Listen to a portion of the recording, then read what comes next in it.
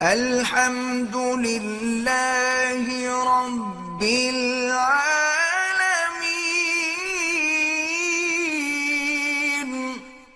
اپنی خوراک سے نا چینی کم کر دو، بس بیسک چیز گھوم پھر کے یہی آؤ گے۔ میٹھا کیا کر دو اپنی زندگی سے، اور یہ بیکری آئٹم اور میٹھا ختم کر دو، بس یہ تو فرض عین ہے۔ اس کے بعد پھر جس کو اللہ نے، اس کے لیے پیسہ نہیں چاہیے، اس کے لیے تو پیسہ یعنی پیسہ نہیں ہوگا تو یہ کام آسان ہوگا۔ جب چینی شارٹ ہوئی تھی نا مارکیٹ سے، تو ٹی وی پہ خبریں آ رہی تھی غریب آدمی کہاں سے چینی خریدے، ہائے ہائے غریب آدمی کیا کرے گا، مفتی صاحب بیان کرو۔ میں نے کہا بہت بہترین موقع مل گیا غریب کو چینی چھوڑنے کا۔ چینی کو سونے کے بھاؤ کر دینا چاہیے، چینی کو کیا کر دینا چاہیے، سونے کے بھاؤ، بہت فائدہ مند۔ اس کو سستی نہ کرواؤ، اس کو مہنگا کرواؤ چینی کو۔ خیر، تو کہاں سے کہاں بات چلی گئی؟ مفتی صاحب، سوات اور بنیر میں حالیہ بارشوں اور سیلاب سے بہت تباہی ہوئی ہے، اس حوالے سے آپ کا کوئی بیان سامنے نہیں آیا؟ بہت زیادہ تباہی ہوئی ہے، تھوڑی نہیں ہوئی ہے۔ بنیر میں کیا کہا جا رہا ہے، تقریباً 350 تو وہ ہیں جو بالکل آفیشلی جن کا ریکارڈ ہے جو شہید ہوئے ہیں، لیکن تعداد بہت زیادہ ہے، اور جو بے گھر ہوئے ہیں ان کی تعداد بھی بہت زیادہ ہے۔ بہت بڑا ڈیزاسٹر ہے یہ جو سوات میں، بنیر میں اور بھی ارد گرد کے گاؤں میں آیا ہے۔ اب وہی بات ہے کہ حکومت ہی نااہل ہے۔ سندھ میں بھی ایسا ہی ہوتا ہے، سیلاب آتا ہے، ہزاروں لوگ مر جاتے ہیں، جو مختلف قسم کے ٹرسٹ ہیں وہ مدد کر رہے ہوتے ہیں، پھر گورنمنٹ اگلے سیلاب کا انتظار کر رہی ہوتی ہے۔ تو آج یہ پہلی دفعہ تو کے پی کے میں سیلاب نہیں آیا۔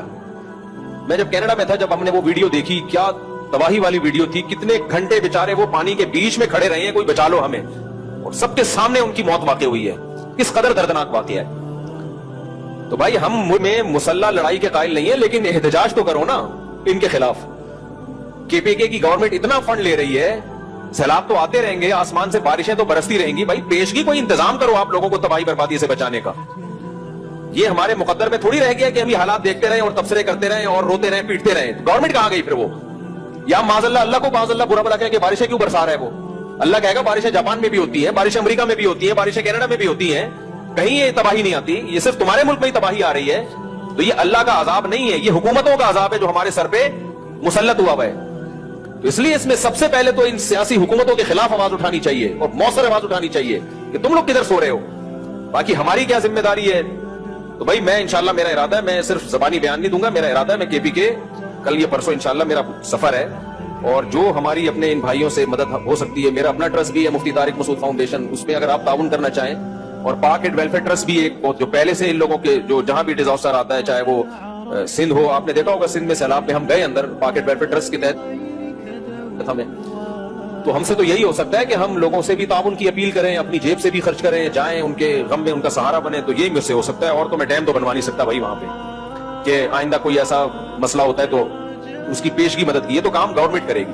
تو ہمارے بس میں یہی ہے، میرا ارادہ ہے انشاءاللہ میں کے پی کے سفر کر رہا ہوں، اور جہاں جہاں بڑا نقصان ہوا ہے وہاں جا کے ہم ٹوٹی پھوٹی جو ہم سے غم کی تلافی ہو سکتی ہے، ہم اس غم میں ان کی تلافی کی کوشش کریں گے۔ آپ لوگوں سے بھی تعاون کی اپیل ہے۔ اور دیکھو کراچی تو ہمیشہ سے ریکارڈ ہے، جب بھی ملک میں کوئی حادثہ ہوتا ہے، جیسے 2005 میں زلزلہ آیا تھا، تو کراچی پھر سارے فرق مٹا کے مدد میں سب سے ٹاپ پہ ہوتا ہے۔ تو یہ جو ہمارے کے پی کے میں ہمارے مسلمان بھائیوں پہ، پاکستانی بھائیوں پہ، قومی بھائیوں پہ مذہب کا رشتہ بھی ہے، قوم کا رشتہ بھی ہے، تو ان کو جو جس آفت میں یہ لوگ مبتلا ہیں، تو سب سے پہلے میں کراچی کے تاجروں سے اپیل کروں گا کہ اپنی تجوریوں کے منہ کھول کے بھرپور طریقے سے ان کی مدد کریں، اور پنجاب والوں سے بھی اور کے پی کے والوں سے بھی، جو بھی مالدار لوگ ہیں ان کی ذمہ داری ہے بھائی، ہمارے بس میں یہی ہے، اس میں انشاءاللہ ہم کنجوسی نہیں کریں گے۔ تو ہم نے ایک اندازہ لگایا ہے کہ ان کو جو سروے کیا ہے، ہماری جو پاک اینڈ ویلفیئر ٹرسٹ کی ٹیم ہے وہ تو پہلے پہنچ چکی ہے، وہ سروے ان کو تو بہت تجربہ ہے پہلے سے، تو اس وقت ان کو جو سب سے زیادہ ضرورت ہے وہ 3 چیزوں کی ہے۔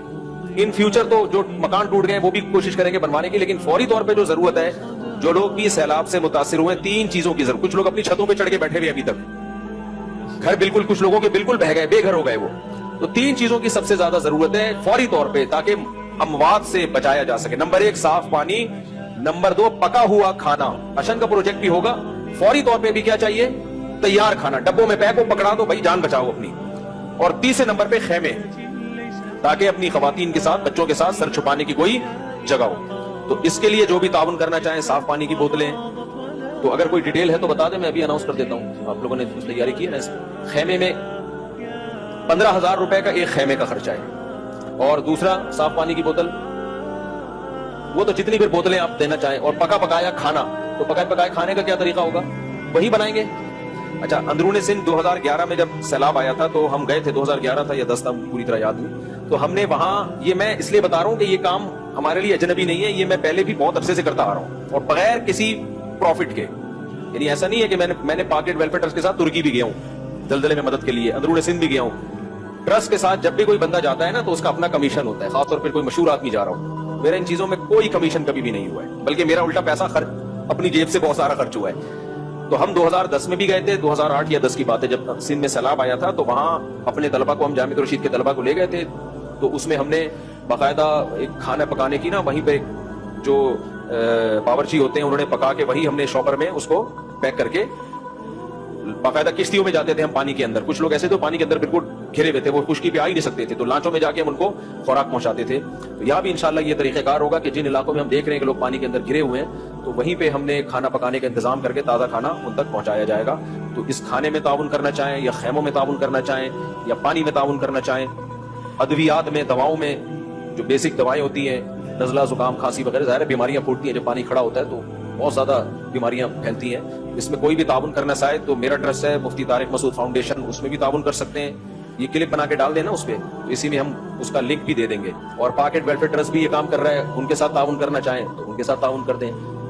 مقصد تو یہ کہ ان تک مدد پہنچ جائے, اور کوئی اخبل طریقے سے ان کی مدد کرنا چاہے, خود جا کے بانٹنا چاہے, سبحان اللہ, نور اللہ نور. اس میں کوئی بھی تعاون کرنا چاہے تو میرا ٹرسٹ ہے مفتی طارق مسعود فاؤنڈیشن, اس میں بھی تعاون کر سکتے ہیں.